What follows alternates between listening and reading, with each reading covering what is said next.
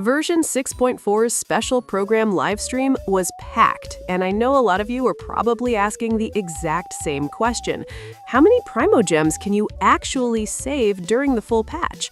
A lot of you are already hoarding everything you can, planning to pull the moment 6.4 goes live.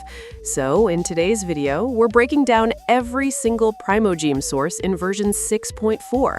By the end of this video, you'll know exactly how much you can save and whether it's enough to confidently go for your dream character, and who to actually pull. Also, before we begin, a quick word for our sponsor. You can actually save up to 25% on latest banners through Lootbar. Personally, I lost my 50/50 and I just bought the 6,480 Genesis Crystals pack for $76 instead of $100. That's an instant $24 saved. Not only the discount, but the top-up process couldn't be easier. I entered my UID, selected my server, and within 2 minutes, the crystals arrived in my account. Plus, the double bonus for first-time purchases has been refreshed with the anniversary, so you can take advantage of that too. With over 100,000 satisfied users with 5-star rating, it's really my go-to choice for both personal top-ups. And here's a bonus. New users get an extra 10% discount, while returning users can save up to 5%. You can find the link in the description below or in pinned comments, so don't miss out. Now, let's start slow and actually calculate the Primogems properly, because this part decides everything. We start with the one source that never lies: daily commissions. Version 6.4 lasts exactly 42 days. Every single day, you get 40 Primogems from completing 4 commissions and another 20 from reporting to Catherine. That's 60 Primogems per day. Over 42 days, that comes out to 2,520 Primogems.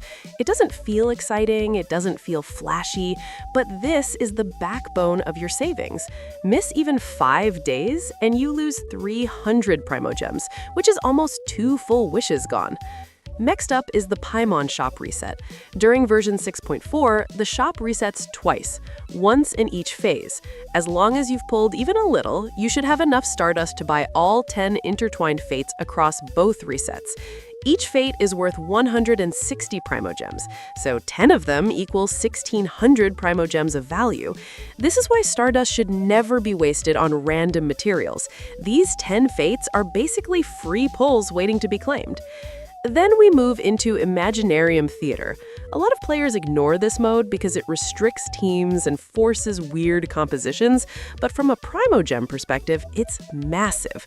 2 resets happen during the patch, and together they give you up to 2,000 Primogems. You don't need perfect clears. Even partial clears secure most of the rewards. Leaving this unfinished is basically deleting 12 pulls from your account. Now let's talk about quests, because this is where numbers start to vary. Version 6.4 is more of a filler patch, so story content is lighter than usual. To keep things realistic, we're budgeting 150 Primogems from leftover quest branches, dialogue completions, and delayed objectives across both phases. If you rushed everything on day 1, subtract this. If you explore slowly, you might squeeze a bit more. This is a flexible but safe estimate for the average player. On top of that, smaller world quests and short quest chains add another 100 Primogems total. These are the tiny follow-ups and quick objectives that don't look important, but when you're sitting at 74 pity, these are the gems that suddenly decide whether you hit soft pity or not.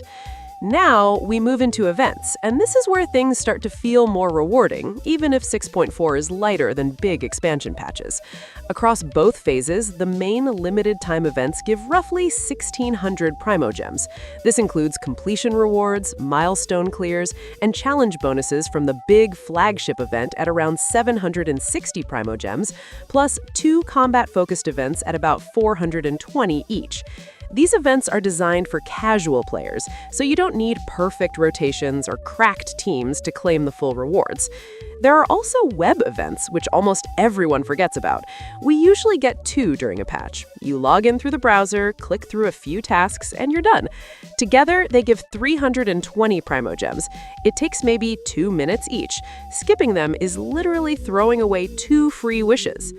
Next are redemption codes. During the patch, we get the 3 livestream codes worth 100 Primogems each for 300 total, but only if you redeem them fast because they expire quickly. Then we count the smaller but guaranteed extras. Character test runs for the banner units give 80 Primogems across both phases. Maintenance compensation gives 600 Primogems. Minor login rewards and achievements add around 315 more.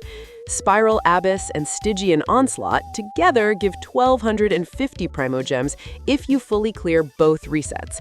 This is a huge chunk of passive and skill-based income that a lot of players forget to include.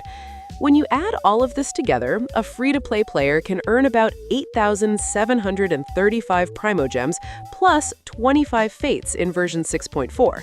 That converts to roughly 65 intertwined Fates worth of pulse.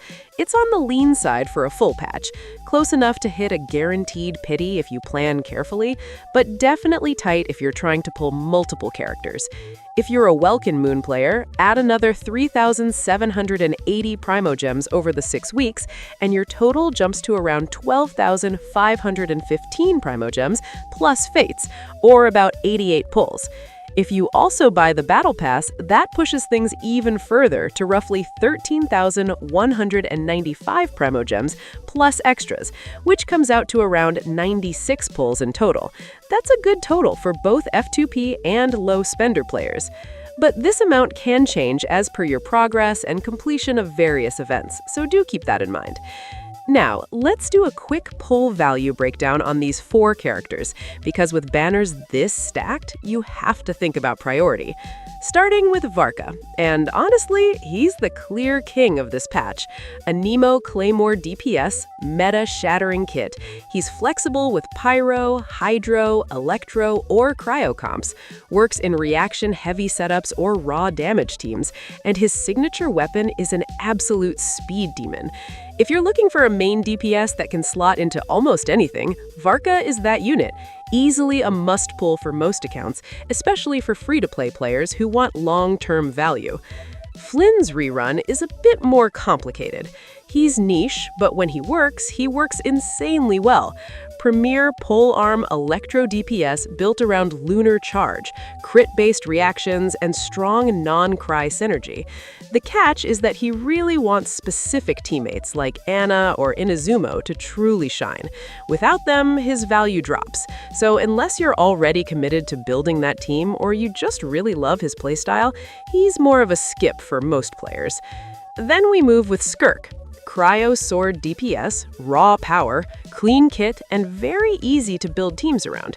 She excels in freeze or melt, has strong personal damage, and plays like a faster, more modern swap-style carry, similar to Child, but with better consistency. If you're missing a strong cryo DPS or want to upgrade your freeze setups, SKIRK is a very solid pull. Rounding things out is SKIRK, and this is where support value really shows.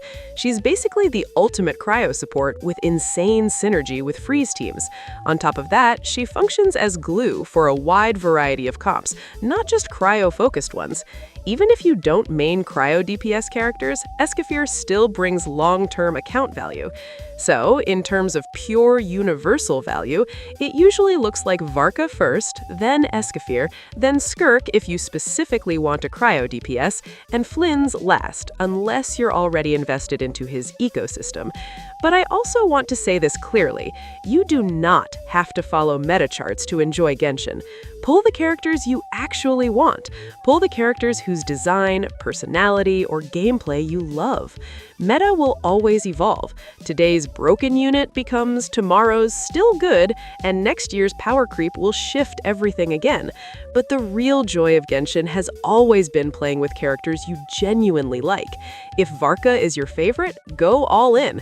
If it's SKIRK, SKIRK, or even FLINS, that's completely valid. Your account is yours. Build it around what makes the game fun for you. So, please, do let me know in the comments who you're saving for this patch.